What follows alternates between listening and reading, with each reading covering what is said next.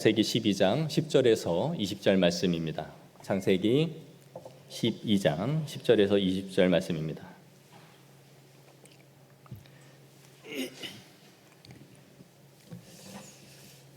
창세기 12장 10절에서 20절 말씀을 교독하도록 하겠습니다. 제가 먼저 읽겠습니다. 그 땅에 기근이 들었으므로 아브라함이 애굽에 거류하려고 그리로 내려갔으니 이는 그 땅에 기근이 심하였음이라. 그가 애굽에 가까이 이르렀을 때에 그의 아내 사레에게 말하되 내가 알기에 그대는 아리따운 여인이라. 애굽 사람이 그대를 볼 때에 이르기를 이는 그의 아내라 하여 나는 죽이고 그대는 살리리니 원하건대 그대는 나의 누이라 하라. 그러면 내가 그대로 말미암아 안전하고 내 목숨이 그대로 말미암아 보존되리라 하니라. 아브라함이 애굽에 이르렀을 때에 애굽 사람들이 그 여인이 심히 아름다움을 보았고 바로의 고관들도 그를 보고 바로 앞에서 칭찬하므로 그 여인을 바로의 궁으로 이끌어들인지라. 이에 바로가 그로 말미암아 아브라함을 후대함으로 아브라함이 양과 소와 노비와 암수 나귀와 낙타를 얻었더라. 여호와께서 아브라함의 아내 사레의 일로 바로와 그 집에 큰 재앙을 내리신지라. 바로가 아브라함을 불러서 이르되 내가 어찌하여 나에게 이렇게 행하였느냐 내가 어찌하여 그를 내 아내라고 내게 말하지 아니하였느냐 내가 어찌하여 그를 누이라 하여 내가 그를 데려다가 아내를 삼게 하였느냐.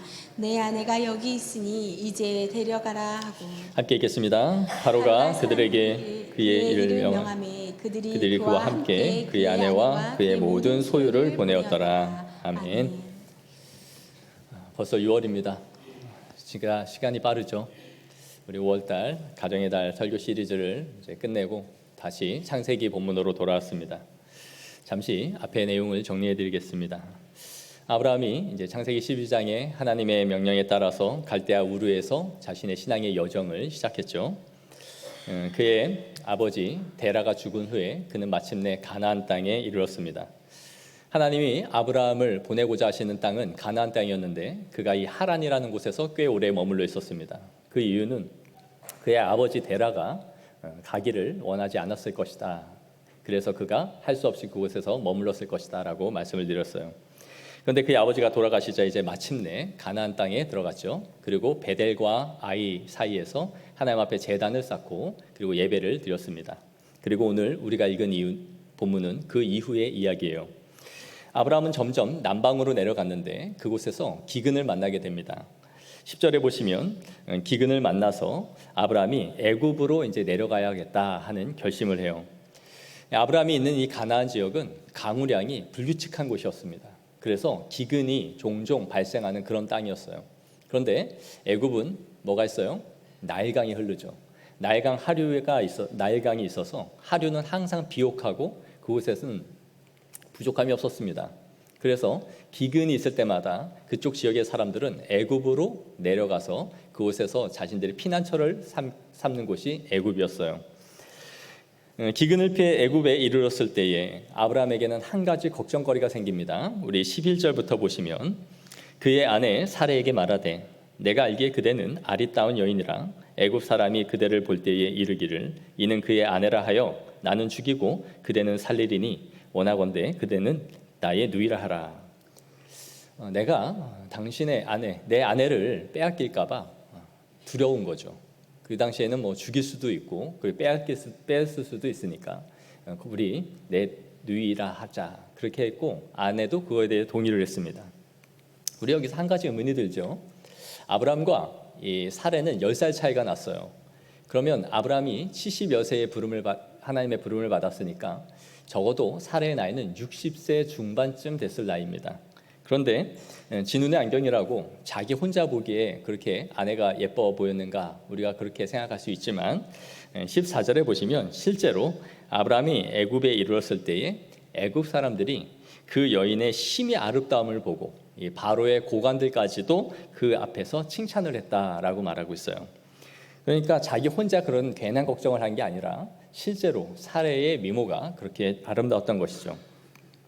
당시에 인구 이동이 많지 않았을 때이고 객지에서 다른 사람이 들어왔으니 모든 사람이 저 사람이 누군가 하고 주목을 했을 것입니다. 그런데 이 사레의 외모가 워낙 뛰어나서 사람들에게 주목을 받았던 거예요. 그래서 사람들이 그 미모를 칭찬할 정도였다라고 말하고 있는 것이죠. 이렇게 살의 지가 예쁘면 또 얼마나 예뻤다고 이런 눈으로 그렇게 보지 마세요. 여러분들도 다 젊었을 때 한 가닥씩 하던 분이었잖아요. 다 예뻤다는 거 알고 있습니다.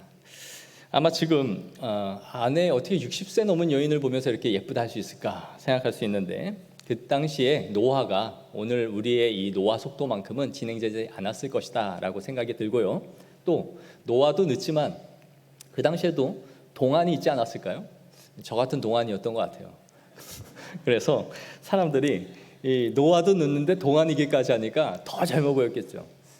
그렇게 저를 거짓말처럼 이렇게 생각하지 마세요. 제가 우리 첫째 아이를 낳고 돌 정도 지났을 때 그 교회에서 우리 집사님 한 분의 언니가 저 목사님 누구냐고 자기가 중매 서겠다고 그랬어요. 제가 장가로 2번 갈 뻔했습니다. 그런데 지금 이 사례가 노화도 늦는 데다가 아이도 안 낳습니다. 아이 안 낳으면 여러분 우리가 속 썩일 일도 없고요. 그 몸을 고생할 일도 없어요. 우리가 다 아기 낳고 힘들고 이렇게 키우다가 이렇게 몸이 다 망가진 거잖아요. 근데 사례는 동안에 노화도 늦고 아이도 안 낳았으니 아주 팽팽했던 모양입니다. 그래서 사람들이 딱 봐도 다 수근수근할 만큼 칭찬할 만큼 이 여자를 보면서 사람들이 다 소문이 날 정도였어요. 이렇게 소문이 자자하니 바로가 사례를 궁으로 불러들였습니다. 그리고 그의 오빠라고 하는 이 아브람도 같이 불렀던 것 같아요. 그리고 이 아브람에게는 후대하였어요. 뭐라고 되어 있냐면 양과 소와 노비와 암수와 나귀와 낙타를 아브람에게 엄청 많이 준 거예요. 이게 무슨 의미였을까요? 결혼 집참금으로 주었던 것으로 보여집니다. 지금도 아프리카에 가면 아내를 맞이하기 위해서 상당한 집참금을 주고 사와야 된다라고 그래요. 그래서 결혼 정년기가 되면 딸들에게 일을 시키지 않고 계속 우유만 먹인대요. 우유만 먹여서 몸집을 불리는 거죠. 아프리카에는 아이를 많이 낳을 수 있는 몸을 갖고 있는 사람이 이 아름다움의 기준이기 때문에 우리나라 같이 이렇게 비리비리한 사람들은 거의 축에도 못 껴요. 그래서 아버지가 이렇게 몸을 계속 불리는 거죠. 그러면 집참금이 점점 올라가는 거예요. 그럼 그런 것처럼 지금 이 사례의 몸값을, 이 집참금을 바로가 엄청 많이 챙겨준 거예요. 그런데 17절에 보시면 여호와께서 아브라함의 아내 사례의 일로 바로와 그의 집에 큰 재앙을 내리셨다라고 되어 있습니다. 큰 재앙이라는 이 히브리어 단어는 아마 전염병 혹은 피부병을 나타내는 단어예요. 그런데 이 전염병은 당시 사람들에게 신의 재앙, 신의 심판이다라고 사람들이 생각했던 거예요. 그러니까 바로가 생각할 때 내가 사례를 아내로 맞이하고 나서 우리 집안에 애굽에 엄청난 재앙이 임한 것으로 볼 때 이 일로 말미암아 내가 지금 심판을 받고 있다라고 생각을 했던 것이죠. 그래서 바로는 아브라함을 불러서 따지며 묻기 시작합니다. 네가 어찌하여 나에게 이렇게 행하였느냐? 네가 어찌하여 그를 내 아내라고 내게 말하지 아니하였느냐? 네가 어찌 그를 누이라 하여 내가 그를 데려다가 아내를 삼게 하였느냐? 이 화가 난 바로는 자신의 이 실수 하나로 온 집안이 애굽이 하나님의 심판을 받아서 엄청난 위험에 처해진 것에 대해서 지금 화를 내고 있는 것이죠. 아브라함은 여기에 대해서 한마디도 변명하지 못합니다. 왜요? 자신이 거짓말로 속여서 한 거잖아요. 사실 바로의 권력과 힘으로는 아브라함 객지에서 온 사람 쳐서 죽이고 재산을 몰수하고 아내를 빼앗아도 됐어요. 그런데 바로는 정정당당하게 자신의 값을 주었고 그리고 아내를 맞이한 거죠. 그런데 자신에게 재앙이 일어났으니 황당한 거죠. 그래서 너가 거짓말만 하지 않았더라면 이런 일이 일어나지 않았을 텐데 너의 거짓말로 인해서 내가 이 위험한 상황에 처했다라고 따져 묻습니다. 그런데 아브라함은 여기에 대해서 한마디도 말할 수가 없죠. 자신이 거짓말을 한 거니까요. 오늘 본문을 보면 아브라함이 큰 실수를 하는 것을 보게 되죠. 먼저 아브라함이 한 잘못은 기근이 들자 애굽으로 내려가기를 결정한 거예요. 성경에 보시면 거류하려고 그리로 내려갔으니 라고 되어 있습니다. 거류하려고 간 것은 잠깐 이 기근을 피해서 내려간 것처럼 그렇게 보여지지만 아마 그는 여차하면 이곳이 좀 더 낫다라는 판단이 들었으면 이곳에 눌러 앉을 생각을 가지고 내려갔던 것으로 보여집니다. 처음에 아브라함을 부르신 하나님이 원하시는 그 약속의 땅이 아닌 애굽으로 그가 내려가기로 결정을 한 것이죠. 아브라함은 정처 없는 이동 생활을 했고 그에 따라서 많이 지쳐갔을 거예요. 그런데 설상가상으로 기근이 자신에게 찾아오자 아주 인간적인 생존 본능을 가진 삶의 반응을 보인 것입니다. 일단 내가 살고 봐야겠다. 내 가족들이 다 굶어 죽을 판인데 내가 먼저 생명을 부지하고 봐야겠다라고 판단을 한 거죠. 그리고 애굽행을 결정한 것입니다. 그리고 이에 더하여 자신의 신변의 안전을 위해서 뭘 해요? 아내를 누이라고 속이자라는 비책까지 마련을 해놓고 애굽으로 간 거예요. 믿음의 조상이라고 불리는 아브라함이지만 그의 행동은 오늘 지극히 인간적이고 한 명의 나약한 신앙인의 모습을 보이고 있다라는 것을 생각하게 되죠. 12장 1절에 하나님이 그를 부르셨을 때에 너는 너의 고향과 친척과 아비 집을 떠나서 내가 내게 보여줄 땅으로 가라 했을 때 그는 이 1500km에서 2000km가 되는 여정을 떠났습니다. 대단한 믿음이죠. 이게 감히 할 수 없는 그 결단을 내리고 그의 가족들을 이끌고 그가 떠났습니다. 그런데 그의 인생 가운데서 기근이 찾아오자 가장 쉬운 길을 선택하고 만 것이죠. 약속의 땅이 아닌 풍부한 애굽의 땅으로 가서 살아야겠다라고 결정한 것입니다. 믿음으로 시작한 걸음이지만 위기가 찾아오자 아브라함도 자신이 할 수 있는 가장 빠른 선택을 하고 만 것이죠. 사랑하는 성도 여러분, 우리도 믿음으로 살아보려고 하지만 인생의 위기가 오고 어려움이 찾아오면 그것이 우리의 발목을 붙잡지 않습니까? 그리고 우리가 선택하는 것은 믿음의 결정이 아니라 인간적으로 가장 빠르고 쉬운 그 길을 선택해 가진 않습니까? 그러나 그것이 우리의 삶을 해결해 주는 것이 아니라 오히려 삶을 악화시키는 것을 경험해 보지 않았습니까? 다윗을 한번 생각해 보십시오. 사무엘상 21장을 보시면 다윗이 사무엘의 기름을 받은 후에 그의 인생은 사울에게 계속 쫓기는 인생을 살아가게 돼요. 참 모든 젊음을 쫓기는 방랑자의 삶을 살아가게 되죠. 이 피하고 피하는 삶이 얼마나 그를 힘들게 했는지 결국 그가 결정한 것은 이 힘듦을 버티지 못하고 가드 왕 아기스 왕에게로 도망가야겠다라고 생각했어요. 가드는 블레셋 지역이었어요. 그러니까 사울과 적국의 나라죠. 자신이 적국의 나라로 들어갔는데 더 이상 쫓아올 수 없죠. 그래서 그가 생각한 것이 가드 왕 아기스에게로 피하겠다라고 생각한 것입니다. 가드가 어디예요? 그가 죽인 골리앗의 나라였습니다. 자신의 원수의 나라에 들어가서 살아보겠다고 한 것이죠. 그러자 아기스 왕은 그를 받아들였지만 그의 측근들이 아기스 왕을 흔들기 시작합니다. 도대체 다윗 왕이 누굽니까? 골리앗을 죽인 자가 아닙니까? 그리고 이스라엘의 영웅입니다. 그가 언제 마음을 돌이키면 이 나라에 위협이 될 거라는 생각을 하지 않습니까? 물론 성경엔 이렇게 기록되어져 있지는 않지만 측근들은 분명히 이런 쪽으로 그를 생각한 것이죠. 그래서 지발로 이 나라에 들어왔으니 우리가 나라의 이후에 위협이 될 이 인물을 지금 우리가 처리하는 것이 더 좋겠습니다라고 말을 했을 거예요. 다윗은 생각하기를 내가 여기 있다가는 쥐도 새도 모르게 죽을 수 있겠구나 하여 그가 어떻게 합니까? 수염까지 흐르도록 침을 질질 흘리면서 맨손으로 대문짝을 벅벅 긁기 시작합니다. 미친 채를 한 거죠. 아기스가 보면서 아니 여기에 우리나라에 미친 사람이 없어서 저런 미친 사람 하나를 또 데려왔냐 하면서 신경도 안 쓰죠. 그 기회를 엿보고 있다가 결국은 탈출을 합니다.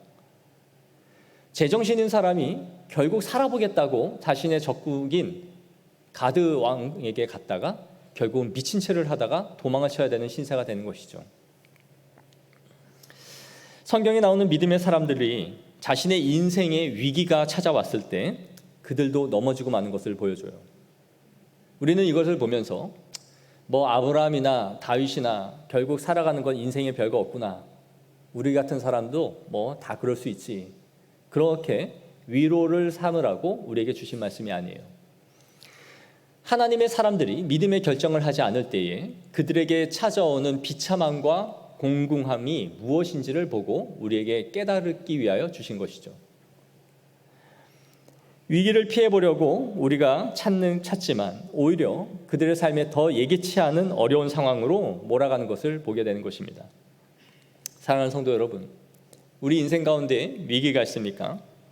당장에 우리가 선택하는 그것이 위기를 벗어나는 것 같고 상식적으로 인간이 볼 때에 너무나 당연한 결정일 것 같지만 우리는 그러한 결정을 하는 것이 아니라 그 상황 속에서 하나님의 뜻이 무엇인지를 생각하고 그 길을 선택해야 합니다. 하나님이 가길 원하시지 않는 그 길에 들어선다면 우리는 또 다른 어려운 예기치 않은 상황을 만나게 되는 것이에요. 하나님을 믿는 수많은 사람들이 금전적으로 재정적으로 힘들면 어떤 결정을 합니까? 예배를 등지고 돈을 벌기 위해 찾아 나갑니다. 그리고 주의를 범합니다. 돈이 당장 없어서가 아니에요. 좀 더 많은 것을 얻기 위해서 이러한 결정들을 서슴지 않고 하는 것이죠. 그리고 섬기던 봉사와 직분을 내려놓습니다. 저는 이제 격주로 예배를 와야 될 것 같아요. 아니면 한 달에 한 번 정도 올 것 같습니다. 왜 그러세요? 돈이 좀 필요해서 이제 주일날 일을 시작했습니다. 학생들은 어떻습니까? 공부해서 성적을 좀 더 내보겠다고 주의를 범하면서 학원이고 자신의 공부를 시작합니다. 여러분, 그런 결정을 하여 여러분의 인생 사례가 좀 나아지셨습니까?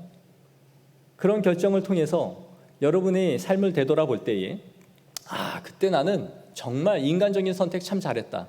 지금 다시 그 기회가 와도 또 그렇게 해야지. 후회하지 않는다. 그렇게 생각하십니까? 무언가 더 번 것 같은데 지나보면 내 자리는 제자리인 것 같고 아무것도 나아진 것이 없는 자신을 보게 되지 않습니까? 무언가를 더 많이 벌어서 끌어들인 것 같긴 한데 결국 돌아보면 나아진 게 없고 결국 나는 그 제자리에 있는 나 자신을 아니요.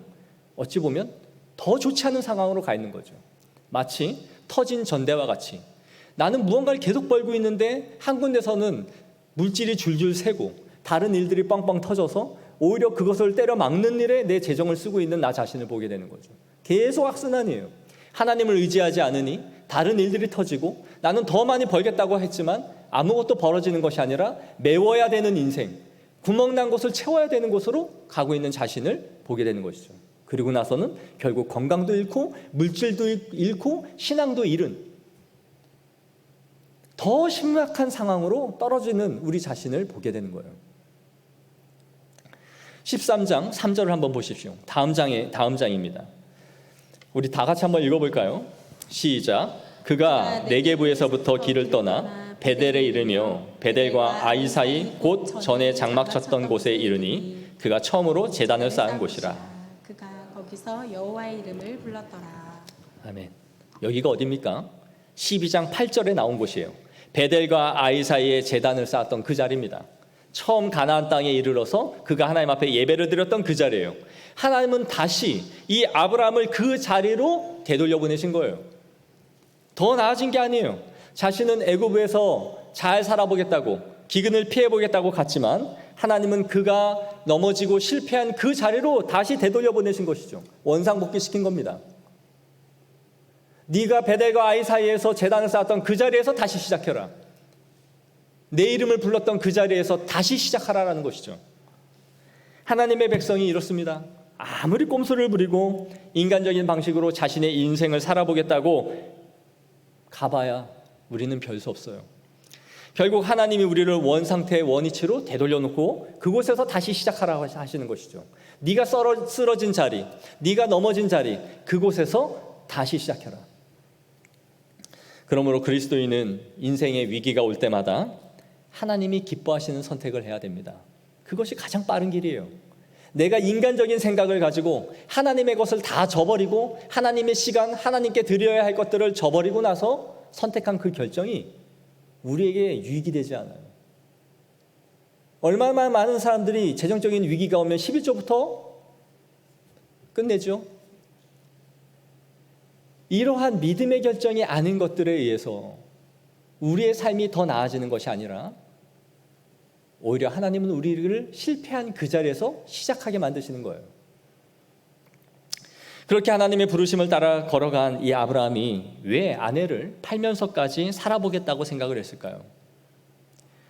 그가 하나님의 부르심을 따라 나오기는 했지만 그는 아직 모든 면에 있어서 하나님의 나라에 대한 의식과 사고를 갖춘 것은 아니에요.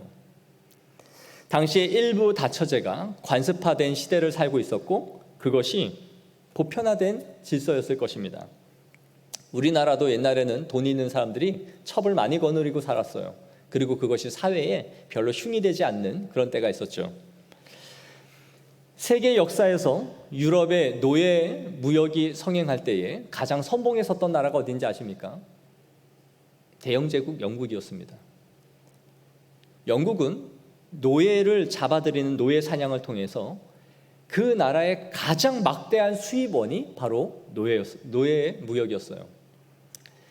당시에 기독교 국가로 자처했던 이 나라가 노예 무역을 통해서 가장 막대한 수익을 얻었고 그것이 그 나라를 지탱하는 경제의 큰 원동력이 바로 노예 무역이었던 것이죠. 그리고 이러한 것을 하면서도 이것이 하나님의 축복이라고 말했어요. 하나님이 우리에게 하나님을 잘 섬기는 이 나라에게 주신 축복이다. 그러면서 식민지를 계속 확장해 나갔죠. 식민지를 많이 확장하면서 그곳에서 재화들을 무자비하게 끌어들이고 값싸게 사들이면서 나라가 부강해져 갔습니다. 그리고 그 배에 누가 올라탔어요? 선교사들이 올라탔어요. 그 힘을 가지고 선교가 확장되어져 나갔습니다. 나라가 해방됐을 때에 기독교를 싫어하고 교회를 싫어한 것이 당연한 것이죠. 그것으로 인해서 선교가 확장된 것도 많지만 거기에는 빛과 어둠이 함께 공존했던 거예요. 물론 선교사들이 그러한 착취의 마음을 가지고 한 건 아니에요. 당신은 경제와 기독교가 함께 갔기 때문에 그러한 마음을 갖고 있지는 않았다 할지라도 가서 정당한 복음을 전했지만 어쨌든 그들이 눈에 보기에는 식민지에서 들어온 종교, 우리를 착취했던 나라의 종교라고 생각했던 것이죠. 이런 것을 비판하고 나섰던 것은 19세기에 이르러서야 이런 의식이 생겼고 말씀에 대한 깨달음이 있는 사람들에 의해서 의외의 비판을 하기 시작했습니다. 윌버포스 같은 사람이 나와서 하나님을 믿는 이 나라에서 노예 무역을 하는 것은 엄청난 수치다.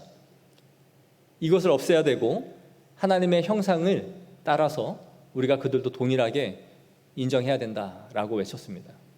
그러나 이러한 법안이 통과되는 데까지는 거의 100여 년의 세월이 흘렀어요. 아브라함도 하나님을 믿고 따른다고 했지만 한 번에 그의 모든 생각이 일거에 바뀌고 일순간에 바뀐 것은 아니에요. 그도 그 시대의 정신에 따라서 살아가고 있었던 것이죠. 하나님은 아브라함이 그렇게 살도록 내버려둔 것이 아니었습니다. 시대 정신이 위기가 찾아왔을 때 아내를 그렇게 버릴 수 있는 그런 시대를 살고 있었지만 하나님은 그를 계속해서 바꾸고 변화시켜가고 계셨던 거예요.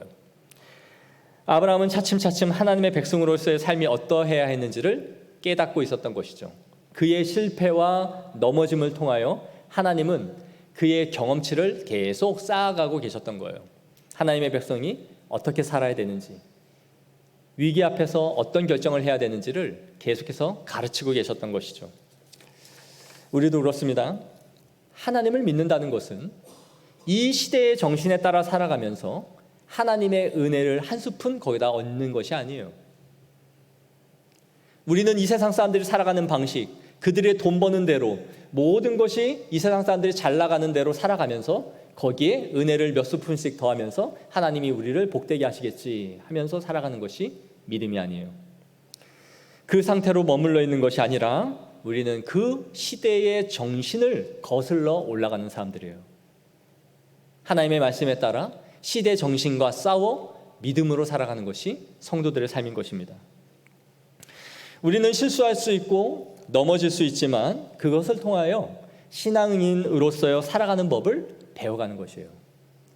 우리의 실패와 넘어짐이 하나님의 말씀을 따라 살아가는 삶의 경험치를 하나씩 하나씩 더해가는 것이에요. 성도는 완전하지 않습니다. 그러나 완전함을 추구해 나가는 것이 성도예요. 모든 사람들이 목사님 다 그렇게 살잖아요. 이렇게 안 살면 바보입니다. 여러분, 왜 신앙의 밑바닥에 있는 사람들을 보면서 자꾸 그들의 신앙 수준으로 우리를 비춥니까? 우리는 항상 돈을 더 많이 벌고 더 잘 나가는 사람들과 비교를 하지, 우리 아이들한테도 저 사람들을 본받아라, 그렇게 말을 하면서도 신앙에 있어서는 매우 하향평준화를 만드는 것을 습관화해요. 하나님의 말씀대로 살아가지 않고 인간의 온갖 편법과 방식대로 살아가는 것을 보면서 저들은 저렇게 살아가는데 왜 우리는 이렇게 힘들게 신앙생활을 해야 되느냐라고 말하는 것이죠. 우리의 기준은 하나님 앞에서 보기에 완전함이에요. 이 시대 정신을 거슬러 가는 것이에요. 아브라함을 불렀을 때는 그에게 순종으로 따라 살아가는 것을 시작했지만 그의 위기 앞에서 그가 선택하고 결정하는 모든 것 하나하나 속에서 이제는 믿음의 법칙과 도리를 따라 살 것을 하나님께서 가르치고 있는 것이죠. 그리고 앞으로 그러한 신앙의 위기가 맞닥뜨려졌을 때 그 실수를 반복하지 않아야 되는 것이에요. 또한 이 본문이 우리에게 가르쳐주는 것은 무엇입니까?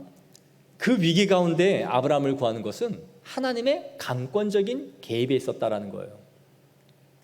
하나님이 우르에서 아브라함을 보내실 때에 하신 말씀을 아브라함은 기억하지 못하고 있습니다. 뭐라고 말씀하셨어요?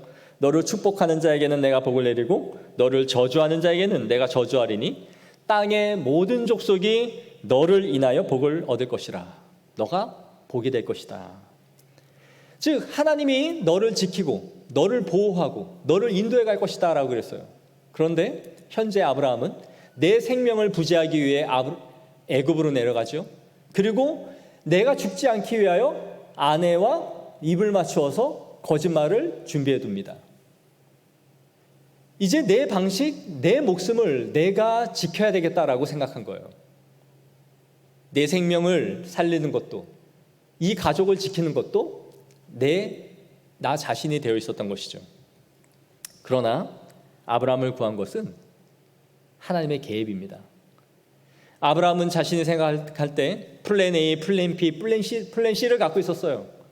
애굽으로 일단 내려가자. 그리고 나서 위기가 찾아오고 내 아내를, 나를 죽이고 아내를 빼앗길 것 같으니까 거짓말할 비책까지 세웠습니다. 그리고 또 다른 플랜을 갖고 있었겠죠. 그러나 그것이 그의 인생을 구해냈습니까? 아니에요. 하나님이 강권적으로 개입하셔서 애굽에 재앙을 내리시고 그를 이끌어 올리신 것이죠. 하나님이 아브라함을 통해 이루고자 하시는 구속의 역사를 하나님이 다시 바로잡으신 거예요. 사랑하는 성도 여러분, 하나님은 지금도 우리를 그렇게 이끌어가고 계신 것임을 믿으시기 바랍니다. 우리도 하나님의 부르심을 따라 우르로 출발한 믿음의 여정을 하고 있는 믿음의 자녀들이에요.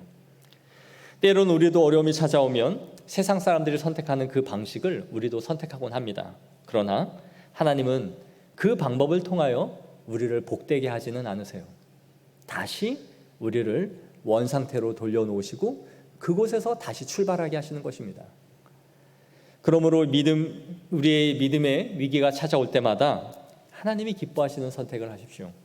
우리의 걸음을 인도하시고 우리를 복되게 하시고 보호하시는 분은 하나님이십니다. 우리의 인생의 계획이 아니에요.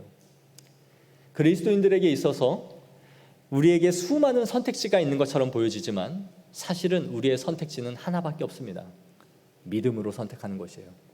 하나님이 기뻐하시는 그 뜻을 묻고 그것을 향해 선택하십시오. 그것이 가장 빠른 길입니다. 내가 선택하여 다른 길로 가서 빨리 가는 것 같지만 하나님은 우리가 넘어진 그 자리에서 다시 출발하게 하실 것입니다. 사랑하는 성도 여러분, 그 믿음으로 선택하며 하나님의 뜻을 구하는 하나님의 백성들에게 변함없는 보호와 인도하심으로 우리의 삶을 지키실 것입니다. 넉넉히 항상 믿음의 선택을 하는 자녀들을 놓지 않으시고 이끌어 가시는 하나님의 변함없는 은혜를 누리며 살아가는 주의 백성들이 되어지기를 축복합니다. 기도하겠습니다. 하나님 아버지, 아브라함이 주의 부르심에 따라 믿음으로 시작을 하였지만 이 인생의 위기 앞에서 자신의 생명을 부지하기 위하여 결국 인간적인 선택을 하는 것을 보게 됩니다. 그러나 아버지, 우리도 주님의 말씀에 순종하며 살아가고 싶지만 우리에게 당면한 수많은 문제들 앞에서 때로는 넘어지고 때로는 쓰러지며 세상 사람들의 하는 방식과 똑같은 결정들을 할 때가 참 많습니다. 하나님, 우리를 용서하여 주시옵소서. 우리가 다시 일어설 수 있도록 은혜와 힘을 주시옵시고, 넘어진 그 자리에서 하나님이 늘 개입하여 주셔서 하나님께서 모든 문제를, 모든 사태를 해결하여 주시고 수습하여 주셔서 다시 믿음의 여정을 시작할 수 있도록 우리에게 은혜를 베풀어 주시옵소서. 그리하여 우리의 넘어짐의 자리에서 우리가 항상 깨달아 알게 하여 주옵소서. 믿음으로 살아가지 않는 삶이 우리를 더 공공하게 하고 힘들게 할 뿐임을 알게 하여 주셔서 우리의 실패의 자리 속에서 하나님을 따르는 백성으로서의 경험치를 계속해서 쌓아갈 수 있기를 간절히 빌고 원합니다. 그리하여 어려움이 생길 때마다, 똑같은 상황에 처할 때마다 그때는 넘어지지 아니하고 믿음으로 선택해 나갈 수 있는 은혜를 우리에게 더하여 주시옵소서. 항상 우리의 삶을 인도하여 주시고 보호하여 주시며 책임져 주실 하나님을 믿고 의지하며 거룩하신 우리 주 예수 그리스도 이름으로 기도하옵나이다. 아멘.